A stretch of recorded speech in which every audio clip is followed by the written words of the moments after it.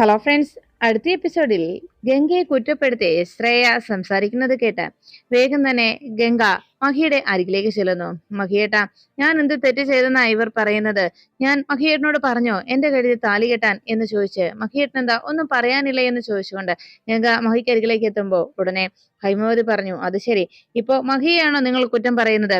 നീ മഹി ആഗ്രഹിച്ചില്ല എന്ന് നിനക്ക് പറയാൻ കഴിയുമോ? നീ മഹിയോടൊപ്പം ഒരു ജീവിതം ആഗ്രഹിച്ചിട്ടില്ലായിരുന്നു എന്ന് നിനക്കിപ്പോ പറയാൻ സാധിക്കുമോ ഗംഗെ? അങ്ങനെയാണെങ്കിൽ നീ തുറന്നു പറ എന്ന് പറയുമ്പോ ഗംഗ തല കുനിച്ചങ്ങനെ നിൽക്കുമ്പോഴേക്കും ഹൈമവതി പറഞ്ഞു, കണ്ടില്ലേ, അവള് ഒന്നും മിണ്ടാതെ നിൽക്കുന്നത് കണ്ടില്ലേ? ഇതിനെല്ലാത്തിനും ഒത്താശ ചെയ്തു കൊടുത്തത് ഈ നിൽക്കുന്ന അവളുടെ മുത്തശ്ശി കൂടിയാണ്. ഇതിനെല്ലാത്തിനും ഉത്തരവാദി ഈ മുത്തശ്ശി കൂടിയാണ് എന്ന് പറഞ്ഞ് മുത്തശ്ശിയെയും കുറ്റപ്പെടുത്തി ഹൈമവതി സംസാരിച്ചു. എല്ലാവരും ചേർന്ന് എന്റെ മോളുടെ ജീവിതം തകർത്ത് കളഞ്ഞത് കണ്ടില്ലേ? പേരക്കുട്ടിയെ ഈ വീട്ടിലേക്ക് പറഞ്ഞയച്ച് മറ്റ് ആണുങ്ങളെ വശീകരിക്കാനായിട്ടുള്ള ശ്രമം നടത്തിയിട്ട് അവരിപ്പോ ഒന്നും അറിയാത്ത പോലെ നിൽക്കുന്നത് എന്ന് പറഞ്ഞത് ജാനകി അമ്മ പറഞ്ഞു, നിർത്ത ഹൈമവതി, ഞാൻ എന്ത് തെറ്റ് ചെയ്തെന്നാ നിങ്ങൾ ഈ പറയുന്നത്? ഇവിടെ എന്റെ മോളും ഞാനും എന്ത് തെറ്റാ ചെയ്തത്? ഇവിടെ തെറ്റ് ചെയ്തത് മഹി മാത്രമാണ്. മഹി തന്നെയാണ് തെറ്റ് ചെയ്തിട്ടുള്ളത് എന്ന് ജാനകിയമ്മ മഹിയെ കുറ്റപ്പെടുത്തി. അത് കേട്ടതും മഹി ഒന്നും മിണ്ടാതെ അങ്ങനെ നിൽക്കുമ്പോ ജാനകിയമ്മ പറഞ്ഞു, എന്താ മഹി, നീ കേൾക്കുന്നില്ലേ? എന്നെയും ഗംഗയെയും ഇവരെല്ലാവരും ചേർന്ന് അപമാനിക്കുന്നത് കേട്ടിട്ടും നിനക്ക് ഒന്നും പറയാനില്ലേ? ഇപ്പോ നിനക്ക് സന്തോഷമായി കാണും അല്ലെ മഹി? നിന്റെ മനസ്സ് നിറഞ്ഞു കാണുമല്ലേ? ഇത്രയേറെയൊക്കെ അപമാനങ്ങളും അപവാദങ്ങളും ഒക്കെ ഞാനും ഗംഗയും കേട്ട് കഴിഞ്ഞപ്പോ ഇപ്പോ നിന്റെ മനസ്സിന് സന്തോഷമായി കാണുമല്ലോ. അത് മാത്രം എനിക്കറിഞ്ഞാൽ മതി എന്ന് ജാനകിയമ്മ പറയുമ്പോ ഉടനെ ഗംഗ പറഞ്ഞു, മുത്തശ്ശി മുത്തശ്ശി അങ്ങനെ പറയല്ലേ എന്ന് പറഞ്ഞ് ഗംഗ മുത്തശ്ശിയെ തടയാൻ തുടങ്ങുമ്പോഴേക്കും മഹി പറഞ്ഞു, എനിക്ക് പറയാനുള്ളതെല്ലാം ഞാൻ ഇതിനു മുൻപ് പറഞ്ഞു കഴിഞ്ഞതാണ്. ഇനി അതിൽ കൂടുതലൊന്നും എനിക്ക് ആരോടും പറയാനില്ല. അപ്പോഴേക്കും ഇന്ദ്രൻ പറഞ്ഞു, അതെ മതി, എല്ലാം കഴിഞ്ഞില്ലേ?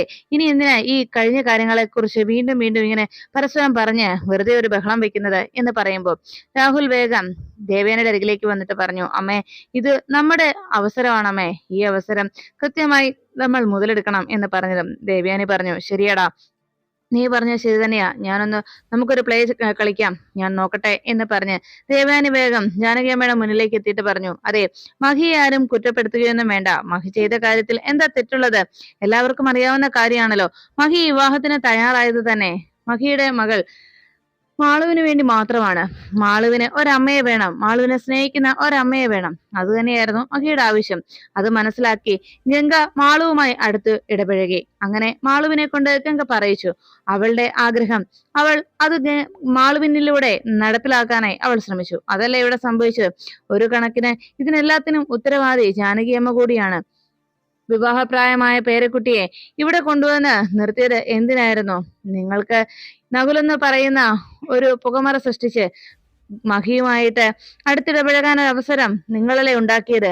അത് നകുലെന്ന പുകമറ സൃഷ്ടിച്ച് ഇവിടെ കൊണ്ടുവന്ന് കൊച്ചുമകളെ നിർത്തിയത് മഹിയോട് കൂടുതൽ അടുത്ത് ഇടപഴകാനായിരുന്നു എന്ന് ഞാൻ പറഞ്ഞതിൽ എന്താ തെറ്റുള്ളത്? നിങ്ങളുടെ ഉദ്ദേശം അത് തന്നെ ആയിരുന്നില്ലേ?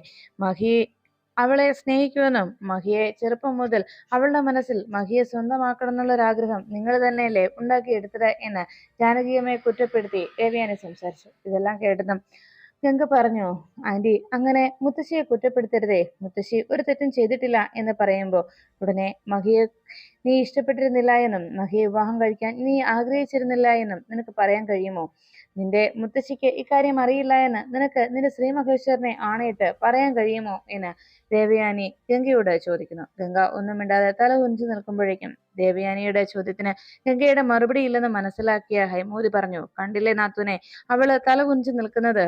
അപ്പോ അവൾക്ക് അങ്ങനെ ഒരു സത്യം ചെയ്യാനാവില്ല. അവള് ഇതിൽ കുറ്റക്കാരിയാണെന്ന് അതിൽ നിന്ന് മനസ്സിലാക്കാൻ കഴിയില്ലേ എന്ന് ചോദിച്ചിട്ട് ശ്രേയ പറഞ്ഞു, എന്റെ വിവാഹം മുടങ്ങാൻ കാരണക്കാരിയായ ഗംഗയും അവളുടെ മുത്തശ്ശിയും ഇക്കാര്യത്തിൽ ഒരുപോലെ കുറ്റക്കാരാണ് എന്ന് പറയുമ്പോൾ ഉടനെ ദേവയാനി പറഞ്ഞു, അതെ, ഈ കുടുംബത്തിന്റെ സ്വത്തൊക്കെ കൈക്കലാക്കുന്നതിന് വേണ്ടി ഇങ്ങനൊരു ദുരുദ്ദേശം ഇവരുടെ മനസ്സിലുണ്ടായിരുന്നത് കൊണ്ടല്ലേ ഇവരിങ്ങനെയെല്ലാം ചെയ്ത് എന്ന് പറഞ്ഞതും ഉടനെ മുത്തശ്ശി പറഞ്ഞു, ദേവയാനി, നീ വാക്കുകൾ സൂക്ഷിച്ച് സംസാരിക്കണം.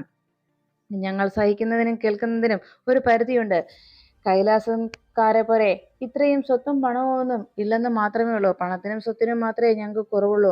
എന്നാലും എനിക്കും ഗംഗയ്ക്കും അഭിമാനം എന്ന് പറയുന്നത് അത് മറ്റെല്ലാവരെയും പോലെ തന്നെയാണ്. ഞങ്ങൾക്കും അഭിമാനമുണ്ട്, ഞങ്ങളും അഭിമാനമുള്ളവരാണ് എന്ന് മുത്തശ്ശി ദേവയാനിയോട് പറയുമ്പോൾ ദേവയാനി കരുതുള്ളിക്കൊണ്ട് മുത്തശ്ശിയുടെ അരികിലേക്ക് ചെന്നിട്ട് പറഞ്ഞു, ഇനിയും ഞാൻ സംസാരിച്ചാൽ നിങ്ങൾ എന്താ ചെയ്യാൻ പോവാ? എന്നെ തല്ലുവോ? നിങ്ങൾക്ക് കൈലാസത്തിലെ സ്വത്ത് മുഴുവനാണ് വേണ്ടിയിരുന്നതെങ്കിൽ അത് നിങ്ങൾക്കങ്ങ് പറഞ്ഞാൽ മതിയായിരുന്നല്ലോ. തരത്തില്ലായിരുന്നോ ഞങ്ങള്? ഇതിന് ഇങ്ങനെ ഒരു നാണം കെട്ട കളി നടത്തേണ്ട കാര്യമുണ്ടായിരുന്നോ എന്ന് ജാനകിയമ്മയെ കുറ്റപ്പെടുത്തി സംസാരിച്ചതും ജാനകിയമ്മ ഉടനെ തന്നെ ദേവയാനിയുടെ കർണത്തടിച്ചു. ആ കാഴ്ച കണ്ട് എല്ലാവരും അങ്ങനെ ഞെട്ടി നിൽക്കുമ്പോ മുത്തശ്ശി പറഞ്ഞു, ദേവയാനി, ഇനി ഒരു അക്ഷരം നീ ശ്രദ്ധിച്ചു പോകരുത്. നീ സംസാരിക്കുന്നത് അതിന് വിടുന്നു എന്ന് ഞാൻ പറഞ്ഞതാണ്. ഇനി ഒരു നിമിഷം പോലും ഞാൻ ഇവിടെ നിൽക്കില്ല എന്ന് പറഞ്ഞ് ജാനകി മുത്തശ്ശി അവിടെ നിന്ന് പോകുന്നു. അത് കണ്ടതോടെ മഹിയും മറ്റെല്ലാവരും ഞെട്ടിത്തെറിച്ച് നിൽക്കുമ്പോ മഹി മറുപടി ഒന്നും പറയാതെ നിൽക്കുന്നത് കണ്ട് മുത്തശ്ശി എന്ന് വിളിച്ച് ഗംഗ പിന്നാലെ ചെന്നിട്ടും മുത്തശ്ശി അത് കേൾക്കാൻ നിൽക്കാതെ അവിടുന്ന് പോകുമ്പോ ഗംഗ ഈ കാഴ്ച കണ്ട് ആകെ സങ്കടത്തോടെ കരഞ്ഞു. അപ്പോഴേക്കും ദേവയാനി വേഗം വിഷമത്തോടെ മഹിയെ വിളിച്ചു. മഹി, നിനക്ക് വേണ്ടി ഞാൻ സംസാരിച്ചിട്ടാണ് ഇപ്പോ ജാനകിയമ്മ എന്നോട് ഇങ്ങനെ ചെയ്തത്. നീ കണ്ടില്ലേ ഇത് എന്ന് ചോദിച്ച് മഹിയുടെ സെന്റിമെന്റ്സ് നേടിയെടുക്കാനായി ദേവയാനി ആ രീതിയിലൊരു ശ്രമം നടത്തി. അപ്പോഴേക്കും ഉടനെ തന്നെ മഹി ദേഷ്യത്തോടെ നിൽക്കുകയും മറുപടിയൊന്നും പറയാത്തത് കൊണ്ട് ഹൈമവതിയും ഉടനെ തന്നെ പറഞ്ഞു, കണ്ടില്ലേ അവരുടെ ധിക്കാരം? അവർക്കിപ്പം മനസ്സിലായി ഇനി ഈ കൈലാസം വീട് ഭരിക്കാൻ പോകുന്നത് അവരുടെ കൊച്ചുമകളാണെന്ന്. ഇത്രയും നാളും ഈ കൈലാസത്തിലെ രാജ്ഞിയായിട്ടും പ്രാണിയായിട്ടും ആണതല്ലേ എന്റെ നാത്തൂൻ. ഇപ്പോ കണ്ടില്ലേ കൊച്ചുമകളുടെ ആ സ്ഥാനത്തേക്ക് വന്നെന്നുള്ള അഹങ്കാരമാണ് അവർ ഈ കാണിച്ചത് എന്ന് പറയുമ്പോൾ ഉടനെ ഗംഗ പറഞ്ഞു, അയ്യോ അങ്ങനെയൊന്നും പറയല്ലേ മുത്തശ്ശി, അങ്ങനെയൊന്നും ചിന്തിച്ചിട്ടല്ല. അപ്പോഴത്തെ ദേഷ്യത്തിന് മുത്തശ്ശി അങ്ങനെ ചെയ്തു പോയതാണെന്ന് പറയുമ്പോൾ മഹി ഗംഗയുടെ അരികിലേക്ക് വന്നിട്ട് പറഞ്ഞു, മതി നിർത്ത്. ഒരു കാര്യം ഞാൻ പറഞ്ഞേക്കാം, മറ്റാരേക്കാളും എനിക്ക് വലുത് എൻ്റെ അമ്മയാണ്. ആ അമ്മയെ ബഹുമാനിക്കാത്തവരും അനുസരിക്കാത്തവരും ഈ വീട്ടിൽ വേണ്ട, അത് ഗംഗയായാൽ പോലും എന്ന് മഹി പറഞ്ഞു. അപ്പോഴേക്കും വിശ്വനാഥൻ പറഞ്ഞു, മഹി വേണ്ട, ജാനകിയമ്മ പറഞ്ഞതിൽ എന്താ തെറ്റുള്ളത് എന്ന് ചോദിച്ചതും ഉടനെ മഹി പറഞ്ഞു, അച്ഛനും കേട്ടതല്ലേ അവർ പറഞ്ഞതൊക്കെ. എന്തായാലും എൻ്റെ അമ്മയെ വേദനിപ്പിക്കുന്നവരാരും ഈ വീട്ടിൽ വേണ്ട, അത് ഞാൻ അനുവദിക്കുകയുമില്ല എന്ന് മഹി പറയുമ്പോൾ ഗംഗ മഹിയേട്ടാ എന്ന് വിളിച്ചു. വേണ്ട ഗംഗെ, നിന്റെ മുത്തശ്ശി ഇങ്ങനെയൊക്കെ പറയുമ്പോ നിന്റെ നാവ് എവിടെ പോയി? ഒരക്ഷരം പോലും ശബ്ദിക്കാൻ നിനക്ക് അന്നേരം കഴിഞ്ഞില്ലല്ലോ, നിന്റെ മുത്തശ്ശിയെ തടയാൻ നിനക്ക് കഴിഞ്ഞില്ലല്ലോ എന്ന് ചോദിച്ചതും ഉടനെ വിശ്വനാഥൻ പറഞ്ഞു, വേണ്ട മഹി, ഇനിയും നീ വെറുതെ ഗംഗയെ വേദനിപ്പിക്കുന്നത് എന്തിനാണ്? ജാനകിയമ്മ പറഞ്ഞതിൽ യാതൊരു തെറ്റുമില്ല. ഇപ്പോ എല്ലാ രീതിയിലും ആകെ മനസ്സ് തകർന്ന് വേദനിച്ചിരിക്കുകയാണ് അവൾ. അവളെ ഇനി നീ കൂടി വെറുതെ സങ്കടപ്പെടുത്തരുത് മഹി എന്ന് മഹിയോട് വിശ്വനാഥൻ ആവശ്യപ്പെട്ടു. അപ്പോഴേക്കും ഇതെല്ലാം കേട്ടു നിന്നിരുന്ന മാളൂട്ടി വേഗം മഹിയുടെ മുന്നിലേക്ക് എത്തിയിട്ട് പറഞ്ഞു, അതേ അച്ഛാ, ഗംഗയെ വഴക്ക് പറയല്ലേ, ഗംഗ പാവമാ എന്ന് പറയുമ്പോൾ മഹി ഒന്നും മിണ്ടാതെ അവിടെ നിന്ന് പോകുന്നു. ഈ കാഴ്ച കണ്ട് ആകെ സങ്കടത്തോടെ ഗംഗ അവിടെ നിൽക്കുമ്പോൾ ഗംഗയുടെ അരികിലേക്ക് രേഷ്മ എത്തി. സാരമില്ല ഗംഗെ, ഇപ്പോ മഹിയേട്ടൻ ആ ദേഷ്യത്തിൽ നിന്നോട് ഇങ്ങനെയൊക്കെ പറഞ്ഞതാണ്. നീ അതൊന്നും ഓർത്ത് വിഷമിക്കേണ്ട. അല്പം കഴിയുമ്പോൾ മഹിയേട്ടന്റെ ഈ ദേഷ്യമൊക്കെ അങ്ങ് മാറിക്കോളും എന്ന് പറഞ്ഞ് രേഷ്മ ഗംഗയെ സമാധാനിപ്പിച്ച് അവിടുന്ന് കടന്നു പോകുമ്പോൾ രേഷ്മയുടെ ആ ഒരു നീക്കം, ആ ഒരു പ്രവൃത്തി ഒട്ടും ഇഷ്ടപ്പെടാതെ ദേവയാനിയും രാഹുലും നോക്കി നിന്നു. അതിനുശേഷം ഗംഗ വേഗം ശ്രീമഹേശ്വരന്റെ മുന്നിലേക്ക് എത്തി. എന്റെ ശ്രീമഹേശ്വര, ഞാൻ എന്ത് തെറ്റാ ചെയ്തത്? മഹിയേട്ടനോട് ഞാൻ ഇന്ന് ദേഷ്യപ്പെട്ടു, അത് മറ്റൊന്നും കൊണ്ടല്ല. ഞാൻ എന്നെ വിവാഹം കഴിക്കണമെന്ന് കുഞ്ഞുനാൾ മുതൽ ഞാൻ ആഗ്രഹിച്ചത് തന്നെയാണ്. പക്ഷേ ഞാൻ അങ്ങനെ ഒരു ആഗ്രഹം എന്റെ മനസ്സിൽ കൊണ്ടു നടന്നത് തിരിച്ചറിഞ്ഞ മുത്തശ്ശി മനഃപൂർവ്വം എന്നെ ആ ഒരു ആഗ്രഹത്തിൽ നിന്ന് പിന്തിരിപ്പിക്കാൻ ശ്രമിച്ചു. അവസാനം ഞാൻ ആഗ്രഹിച്ച കാര്യമാണെങ്കിൽ പോലും ചില സന്ദർഭങ്ങളിൽ ജീവിതത്തിലേക്ക് ആ സംഭവം കടന്നു വരുമ്പോൾ, ചിലപ്പോൾ അത് നടപ്പിലാകുമ്പോൾ അത് ചില സമയങ്ങളിൽ നമുക്ക് ഉൾക്കൊള്ളാനാകാത്ത അവസ്ഥയിലായിരിക്കും.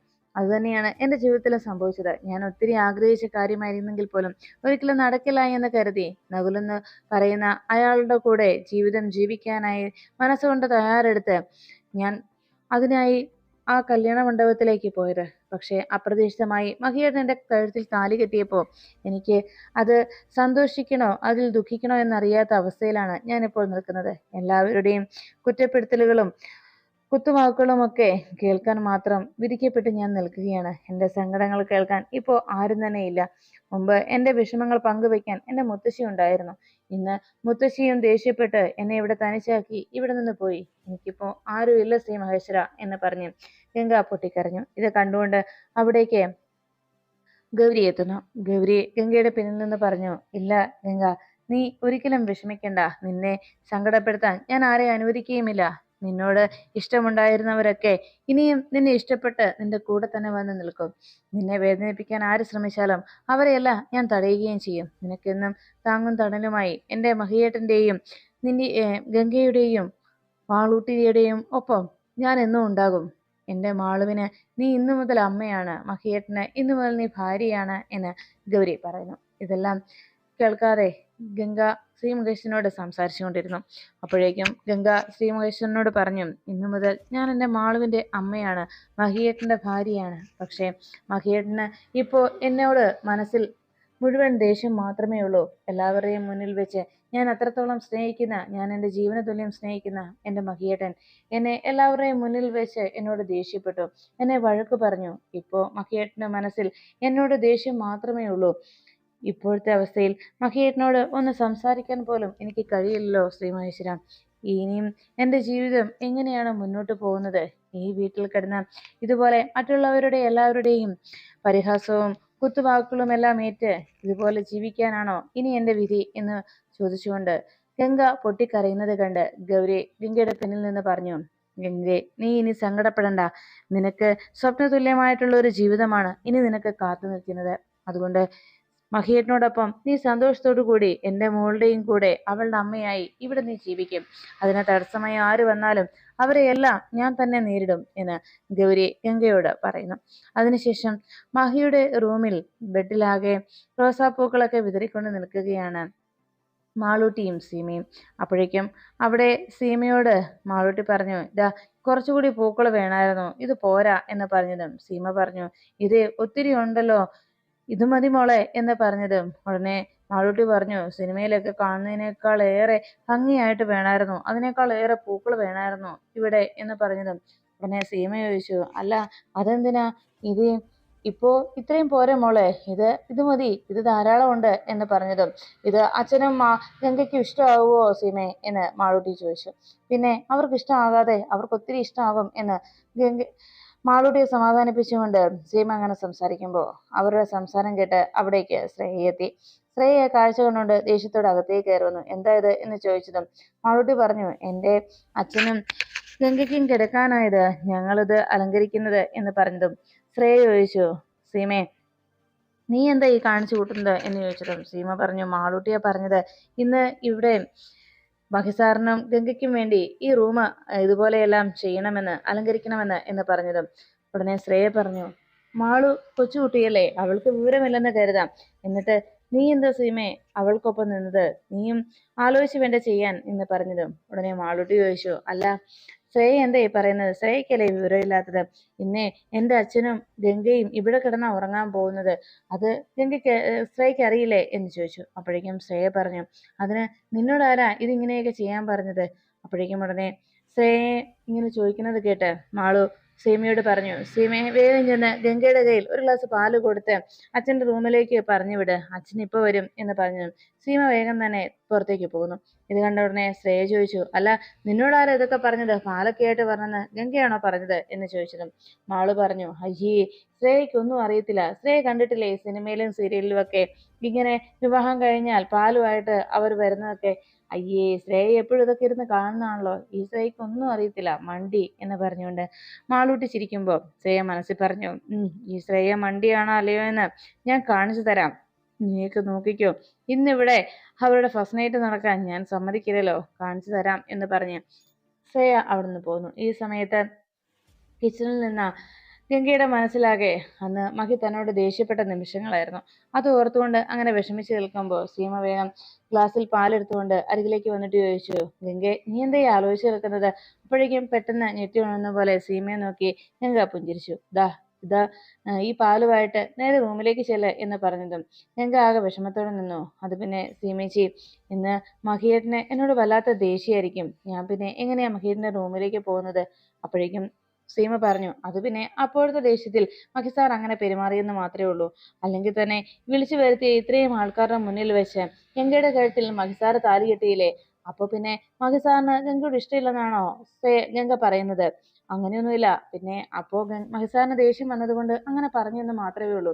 അത് മാത്രമല്ല, അവിടെ ദാ മാളു എന്നെ വിളിച്ചു നിർത്തി നിങ്ങൾക്ക് കിടക്കാനായിട്ട് റൂമെല്ലാം അലങ്കരിപ്പിച്ചു, അത് മാത്രോ അവിടെ ഇതിനോടൊക്കെ എതിർക്കാനായി വന്ന ശ്രേയയ്ക്ക് നല്ല മറുപടിയും കൊടുത്ത് എന്നോട് പാല് കൊടുത്ത് ഗംഗയെ അവിടേക്ക് പറഞ്ഞയക്കാൻ പറഞ്ഞ് വിട്ടിരിക്കുകയാണ് മാളു. അതുകൊണ്ട് വേഗം ചെല്ല് എന്ന് പറഞ്ഞു.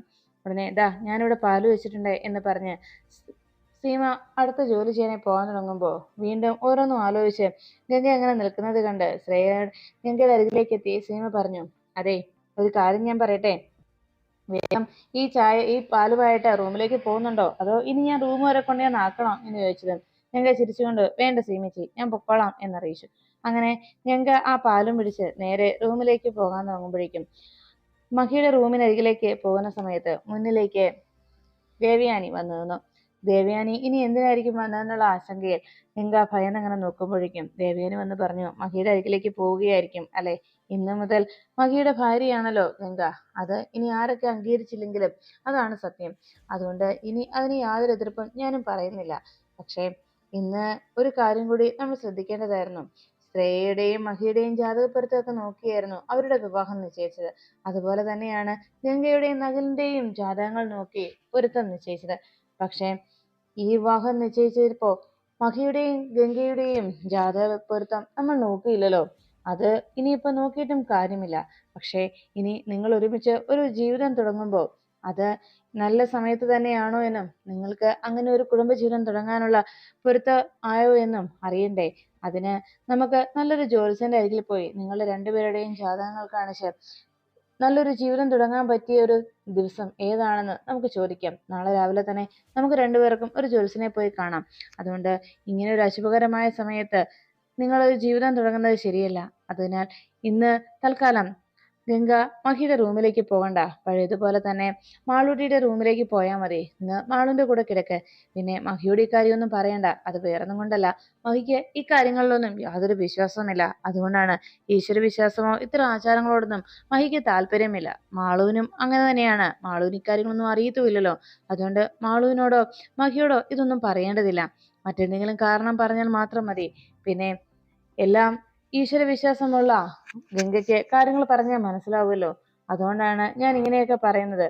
തൽക്കാലം ഈ ഒരു കാര്യത്തിൽ മറ്റൊന്നും ആലോചിക്കേണ്ടതില്ല എന്ന് ഗംഗയോട് ദേവയാനി അറിയിച്ചു. എല്ലാം കേട്ടതും ദേവയാനി പറഞ്ഞു, ശരി ആന്റി, ഞാനേ ഈ പാല് കിച്ചണിൽ കൊണ്ടുപോയി വെച്ചോളാം എന്ന് പറഞ്ഞു. ഉടനെ ദേവയാനി പറഞ്ഞു, വേറെ വിരോധമൊന്നും ഉണ്ടായിട്ടല്ല കേട്ടോ, ഞാൻ പറഞ്ഞത് ഗംഗയ്ക്ക് മനസ്സിലാവുന്നുണ്ടല്ലോ. ഒരു ഈശ്വരവിശ്വാസിയായ ഗംഗയ്ക്ക് ഇക്കാര്യങ്ങൾ ഞാൻ പറയുന്നതിൽ എത്രത്തോളം വാസ്തവമുണ്ടെന്നും എന്ത് കാരണത്താലാണ് ഞാൻ പറയുന്നതെന്നും മനസ്സിലാക്കാൻ കഴിയുമല്ലോ എന്ന് ചോദിച്ചു. ശരി ആന്റി, ഞാൻ എന്താ തിരികെ ഇത് കൊണ്ടുപോയി വെച്ചിട്ട് മാളുവിന്റെ റൂമിലേക്ക് പോയിക്കോളാം എന്ന് പറഞ്ഞ് അവിടെ നിന്ന് ഗംഗ തിരിഞ്ഞു നടക്കുമ്പോൾ ദേവയാനി തന്റെ ആ പദ്ധതി ഫലിച്ചതിന്റെ സന്തോഷത്തിൽ പുഞ്ചിരിക്കുന്നു.